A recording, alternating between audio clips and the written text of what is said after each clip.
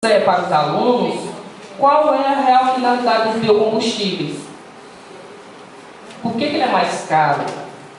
A principal finalidade dos biocombustíveis, pessoal, é principalmente a questão social. Quando eles foram introduzidos no Brasil, a questão de colocar anualmente o percentual de biocombustível no diesel, por exemplo, de biodiesel, e o etanol na gasolina, pensou-se no setor produtivo também no Nordeste, das pessoas que vivem no meio de uma seca conseguirem, através da mamona, produzir um benefício, ganhar dinheiro com isso, que a mamona dá muito bem no Nordeste. E aí eu só trato o biodiesel lá na química como um processo de transesterificação, nome feio, né? Como um processo de reação de transesterificação, que é retirado do óleo, o álcool é retirado do milho e pronto, esse aí é o jargão. Aí vai no Enem, cai uma questão, então um monte de vaca conversando lá com as galinhas, e as galinhas dizem, vocês são as culpadas pelo efeito estufa. Aí o menino ferrou-se. Então a gente precisa fazer essas contextualizações. É o que está faltando para que esse ensino passe, trazer o cotidiano do menino. Nós temos alunos, pessoal, que mal chegam numa cozinha da casa dele. E a gente trabalha em processo de destilação, mas o menino lá na cozinha dele acontece um processo de destilação quando a mãe dele faz o arroz lá e fica aquelas gotinhas na tampa da panela. A gente trabalha vários processos aí de conhecimentos de separação de misturas que os meninos não reconhecem em casa. O fato de botar sal na água antes de começar a ferver, você está consumindo mais gás. Porque vai demorar a temperatura de ebulição, ebulir, você vai achar que vai demorar mais a ferver, então vai gastar mais gás. Então são coisas que estão tão presentes no cotidiano dos meninos que é preciso chamar a atenção deles para isso. Eles precisam estar questionando o porquê de tanto material que chega até eles. E quais os processos químicos que estão enraizados nesse material e quais as consequências. E aí eu trago para um conceito, a questão da problemática, o uso do termo ciência, tecnologia, sociedade e ambiente. Que eles só usam ciência, tecnologia e sociedade, porque eles dizem que o ambiente é da sociedade. Eu acho interessante usar os quatro.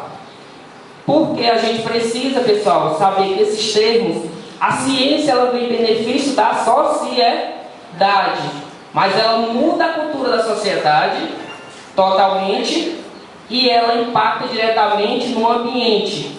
A tecnologia é utilizada tanto para produzir bens para a sociedade, como para trazer também, resolver problemas produzidos por esses bens. Olha a relação que é feita nessas três palavras. Uma depende diretamente da outra. E como é que eu trato a tecnologia sem falar das consequências positivas e das consequências negativas e dos desafios que a sociedade que os estudantes que estão na escola tem no futuro? Será que o desafio desses meninos que estão ainda na escola será somente tratar do problema ambiental a nível de coleta seletiva? Não. O problema deles vai ser reconhecer processos radioativos. Porque eles estão trabalhando diretamente com celulares que têm metais lá dentro que podem sofrer transformação radioativa. Então eles têm uma demanda muito maior, um desafio muito maior, eles precisam ser questionados sobre o futuro deles. E é importante que a gente traga essa questão e esse trabalho para a sala de aula. E aí a gente traz a visão de utilidade. As ciências têm uma utilidade. E é preciso trazer o caráter investigativo. É só o menino se questionando por que as coisas acontecem, a gente questionando, a gente colocando o desafio para ele, que eles vão conseguir chegar a outros conceitos, ter uma visão diferente do que está aí posto, certo? E a questão do pensamento crítico. Esse pensamento crítico, quando a gente fala o termo crítico, as pessoas sempre acham que criticar é sempre falar o ruim das coisas, né? Pensamento crítico, pessoal, é esse pensamento de eu tentar mudar as coisas, não aceitar como elas estão, mas sempre sabendo que eu preciso questionar se eu tenho uma posição que vai gerar uma ação positiva. No caso da ciência da natureza é isso. Viu? Então, nesse contexto de essa contradição gerada por o que o ensino quer dar na sala de aula, que é chato, E essa é a importância da ciência da natureza hoje, porque vocês veem que hoje Química, Física e Biologia são peso 1 nas principais cursos que os meninos mais querem, que é da área na medicina, da área de saúde, área de engenharia, eles são peso 1. E as questões do Enem, pessoal, não tratam mais de termos técnicos, não tratam mais de decoreba, elas tratam de proposição de soluções. As questões que têm maior peso no Enem hoje são aquelas onde se dá um problema e a resposta mais próxima, o peso mais alto, o nível mais alto de resposta será aquele onde ele vai propor uma solução para o problema. E aí você continua trabalhando na sala de aula, a gente continua trabalhando na sala de aula, só a técnica, carboidrato, é açúcar. Eu fiquei impressionado porque uma vez eu ouvindo o professor da aula me perguntou: carboidrato, professor, é açúcar. Ao mirar então é doce, né? E o professor disse que era. Aí eu fiquei mais impressionado porque a gente consegue fazer uma hierarquia das coisas. As coisas não são fechadas, pessoal. As ciências não são fechadas, não. Se eu for pegar um tema aqui, numa formação, eu comecei o tema água, eu passei 2 horas, 1h30 falando sobre água. Os professores foram botando o que sentiu quando viam água, quando lembravam de água, e a gente foi discutindo. Então é preciso, pessoal, você vê que numa aula, se você souber contextualizar, você vai passar mais tempo no conteúdo, mas esse conteúdo vai ser significativo para o aluno. É diferente de você dar todo o conteúdo e no final ele não aprender o que é essencial. É muito importante a gente ter essa noção. A gente luta por dar conteúdo e evita, por isso, a contextualização, a interdisciplinaridade. É difícil planejar. Os livros já trazem, vem bem contextualizados. Os últimos livros vêm muito bom. Mas se você cair na rotina só do livro, você vai gerar novamente uma aula aí tradicional. E você vai com certeza chegar ao final do ano com os alunos tendo a mesma visão que tinham antes de entrar com você na aula. Que é de que o seu conteúdo é chato, que a sua disciplina é chata, e que as ciências da natureza são muito difíceis. Então cabe a gente tentar mudar esse caminho, né? E gerar aí um conhecimento mais viável. Eu digo viável porque quebrar esse paradigma de uma ciência imutável. Ela é mutável, ela pode ser contextualizada. Obrigada, Chico. No quinto questionamento, nós vamos observar uma charge que está no caderno, logo no início do primeiro tópico do caderno 3.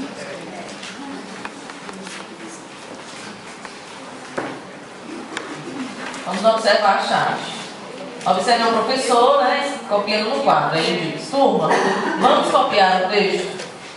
Aí a gente observa o que a gente não faz, não. Mastiga, mastiga, mastiga. O outro, mais um texto. Aí o outro, conversa. Segundo quadrinho, tá acabando, pessoal. Vamos lá, termine de copiar. E a conversa, com quem estava mastigando, passou a conversar.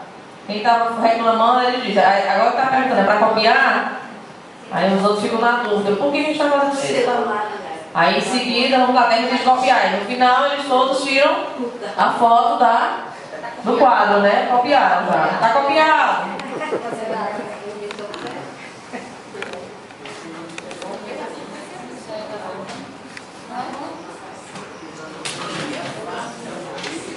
O questionamento vai para o professor Ranglésio. De que forma os professores da área de ciência da natureza podem se utilizar da facilidade e da habilidade que nossos jovens têm em lidar com todos estes aparatos tecnológicos em favor do ensino e da aprendizagem?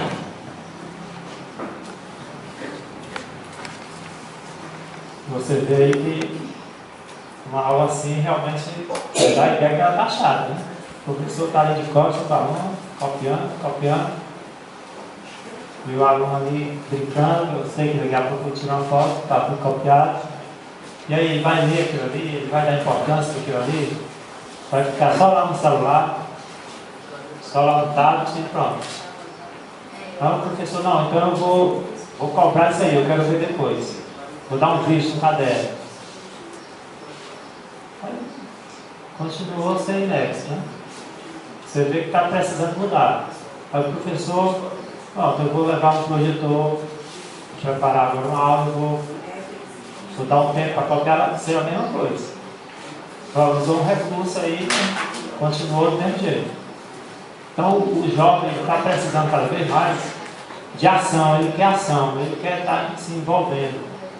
Se você cria algum contexto que o aluno consiga se envolver, vamos pegar isso de celulares que vocês estão utilizando, vamos fazer uma aula aqui diferente. Vamos lá para o pátio, vamos fazer um catálogo de plantas, vamos interagir isso aqui com a biologia, com a química, vamos analisar a questão da resistência do vento. Está chovendo lá fora, vamos criar uma aula diferente. Você tem que ter cartas na manga. Vamos calcular aqui o tempo de queda dessa gota, vamos dar aquela equação de Galileu, e vamos fazer em duplo, em trio, vamos esquematizar aqui um gráfico assim, assado. Você entra numa explicação e o aluno começa a se envolver, porque ele sabe que ele vai estar a mão na massa daqui a pouco. Ele precisa, a questão da aula tradicional, ela não pode ser descartada, você vai usar ela. Você não pode fazer com que o aluno fique ali 50 minutos ou até 2 horas, quando são aulas conjugadas, grudado ali na lousa, porque você não vai conseguir ter a atenção dele. Se você conseguir reduzir esse tempo de aula tradicional para 15, 20 minutos, e em seguida ter algo para substituir isso, você vai ter com certeza mais proveito. Fazer com que ele utilize essas mídias em seu favor. Vamos criar aqui um clipe, alguma coisa. Tem que pensar. E por que está difícil? Por que o professor não utiliza? Justamente porque essas ações requerem planejamento.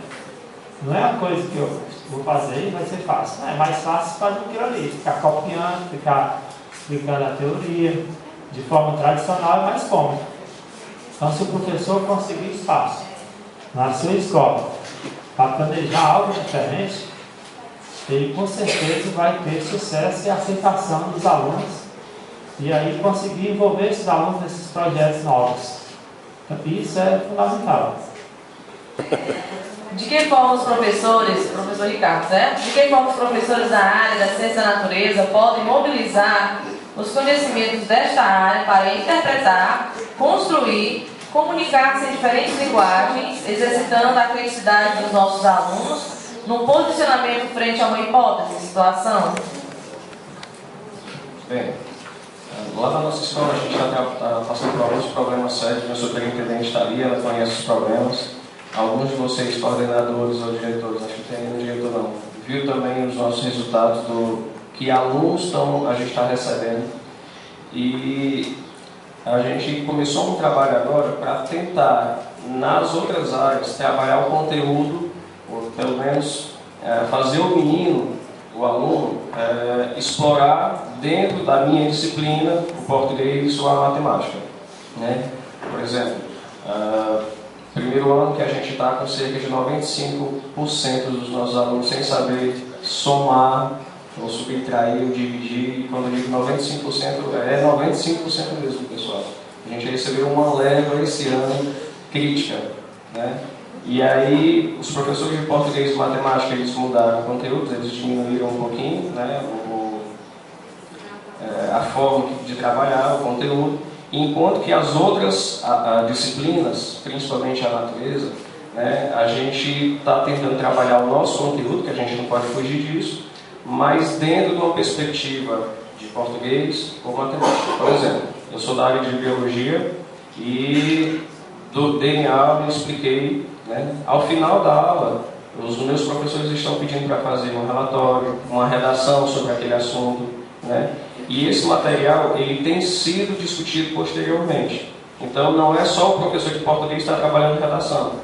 Lá, tanto a área das humanas como a área da natureza, toda vez que a gente consegue, a gente trabalha, né? Pega no final da aula ou no meio da aula e a gente trabalha em português, trabalha a matemática, né? Por exemplo, geografia, dá para trabalhar muito a matemática. E outra coisa que a gente consegue perceber aqui é a questão da interdisciplinaridade. Acho que a palavra-chave para essa questão, que ele pergunta como é que a minha área pode ajudar nas outras áreas. Então, dessas duas formas que a gente está tentando trabalhar. A primeira, insere o conteúdo de português e matemática dentro da aula de biologia, de matemática, de física, de química. E também dentro do meu conteúdo, como o Chiquinho exemplificou muito bem a questão da pressão, eu estou dando pressão arterial lá em biologia, mas eu posso ir lá para a química, eu posso viajar lá para a física, né? Então, eu acho que andando por esses dois caminhos, a gente consegue fazer a correlação entre a nossa área, ciência da natureza, e as outras. Pronto, agora fica facultada a palavra para vocês poderem fazer comentários a respeito ainda que não estejam presentes nessas perguntas ou que já foram perguntadas. Né? Vou contribuir um pouquinho com essa cesta aqui, da questão de mobilizar os conhecimentos, né, desta área para interpretar, construir e comunicar-se.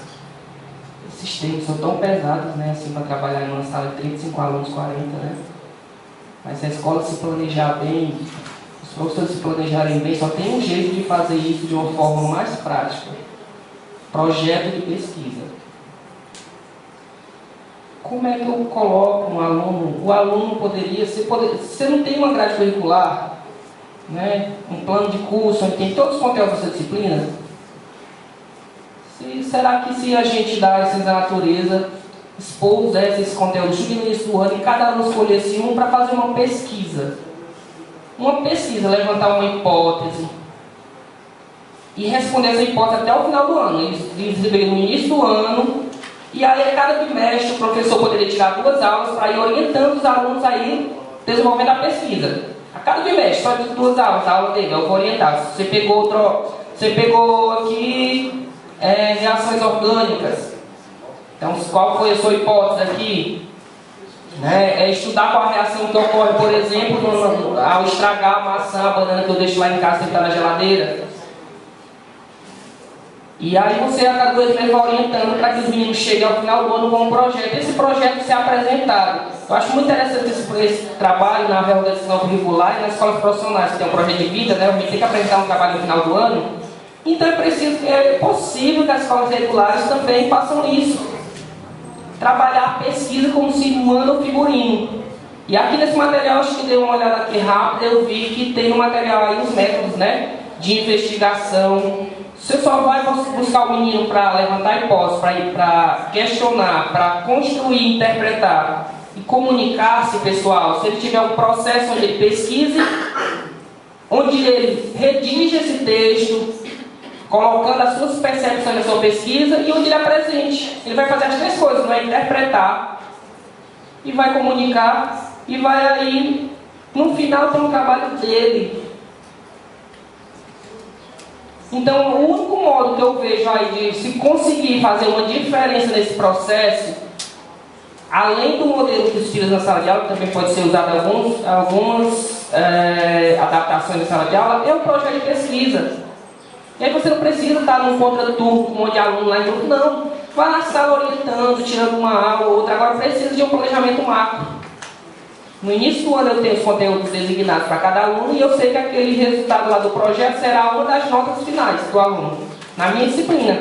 E a cada bimestre eu paro 2, uma aula para orientar, que é o que a organização faz e está dando muito certo. A gente vê alunos que iniciam no início do ano, mal levantavam para dizer o nome dele e termina apresentando um projeto de pesquisa.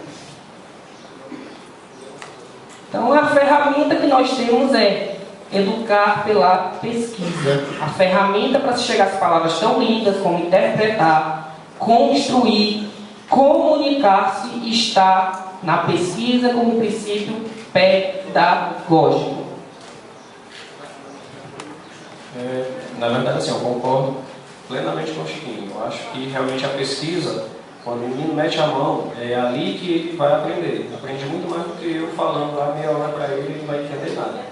Mas quando ele vai a campo, ele consegue aprender, porque foi ele que fez o conhecimento. Né? Só que eu vejo um problema muito grande que na minha região tem. Não sei se é problema em toda escola, mas os meus professores, eles foram formados fora da pesquisa.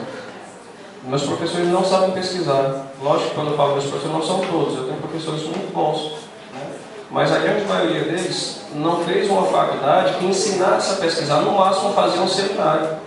E até a monografia, que é para ser aquele trabalho exaustivo, aquele trabalho de 1, 2 anos de pesquisa, né? Eles, na verdade, fazem, às vezes compram, né? Da cidade que eu trabalho em outra, ela sabe que o pessoal compra, faz qualquer coisa do jeito que der certo, né? Então a gente percebe essa diferença, essa carência do professor, que eu acho que o pacto está começando a despertar, né? E a outra coisa que você disse foi a questão dos professores e é assim, volta para o outro lado, né? O aluno. Eu também não sei como é que estão os alunos de vocês, mas os meus, se eu botar um tema, tá aqui a minha PCA, né, de linguagem próxima, se a gente botar tema para eles, pessoal, eles saem fugindo, eles saem correndo. Feira de Ciências da gente vai ser em agosto. Se você chegar na sala com 40 alunos convidando, praticamente nenhum ou dois vão levantar a mão, e se você não pegar eles pela mão para fazer o trabalho, eles não vão fazer, né?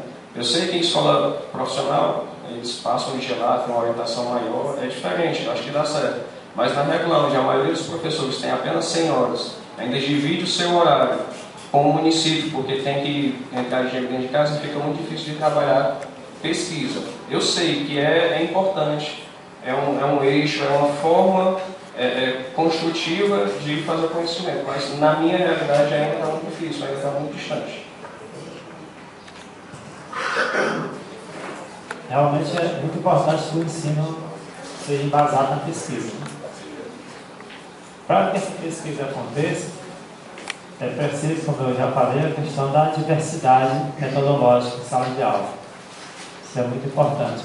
Existe um livro do Instituto Unibanco sobre que foram aplicados nas escolas que aderiram ao projeto Jovem de Futuro, chamado Metodologia dos Jovens Cientistas. Exatamente. Aí naquele livro nós temos ali um leque, se eu não me engano são 14 projetos, né? 14 projetos que podem ser aplicados perfeitamente em sala de aula, e o melhor, em parceria com outras disciplinas. Várias disciplinas abordando o mesmo tema, então falando a mesma linguagem. Língua portuguesa, química, biologia, matemática, geografia também, educação física. Ano passado a gente conseguiu na nossa escola colocar esse projeto, a gente escolheu 7 projetos daquele livro para colocar em andamento. Foi muito bom, teve uma aceitação muito boa. A gente criou uma página no Facebook, os alunos participavam com enquetes, debates que os professores colocavam, e a maneira de estar falando a mesma linguagem ao mesmo tempo. Você está trabalhando nas competências do Enem, né, as competências e habilidades, no mesmo instante. Então faz mais sentido para o aluno. Ele está vendo aquilo na língua portuguesa, está vendo aquilo na física, está vendo aquilo na química, e o projeto está levando ele a usar metodologias bem diversificadas. Laboratório de ciência, laboratório de informática, simulações computacionais. Ele está tentando produzir um texto, produzir um artigo. A gente vê que os alunos chegam hoje na universidade, no final da universidade eles têm dificuldade em produzir a sua TCC. Chegam a TCC, parece que foi um aluno de ensino médio que fez. Então você vê vários erros de encaixe, de coerência e de ideias, né? Por quê? Porque ele não tem essa prática, ele não desenvolveu essa prática. Então o ensino médio está carente disso. Mas a gente percebe que tem uma mudança brotando aí, querendo acontecer. E aí para isso é preciso que o professor realmente se planeje, que o grupo gestor das escolas oriente esse trabalho, acompanhe isso mais de perto, favoreça isso e dê espaço para que o professor desenvolva um trabalho nesse sentido, um trabalho diversificado, metodologias diversificadas e que focaliza a pesquisa nas situações de difícil acesso, né? Minimizar um pouco assim, mas dá para entrar, de alguma forma dá para encaixar. A exemplo disso, essa metodologia de jovem cientista é uma metodologia bem aplicável, que já dá um pequeno ensaio do que é a pesquisa no ensino médio. A gente tem feito um trabalho, graças ao pacto, né? Eu digo graças ao pacto porque ele começou realmente quando o pacto chegou na escola. E a Ana Lúcia depois ela pode passar mais informação para vocês. Que como as reuniões do pacto está mesclando professores de áreas diferentes, agora a gente está conseguindo o planejamento entre disciplinas. Né? A professora de geografia fala com o professor lá do laboratório para dar aula lá dentro, professor de filosofia e de história, disse, olha, eu vou ver esse conteúdo lá no final, ele já traz mais para frente, outro dá um atrasado para poder ficar um trabalho concomitante. Então, várias salas, ou várias disciplinas trabalham o mesmo conteúdo ao mesmo tempo, o que não existia 2 anos atrás, porque o planejamento era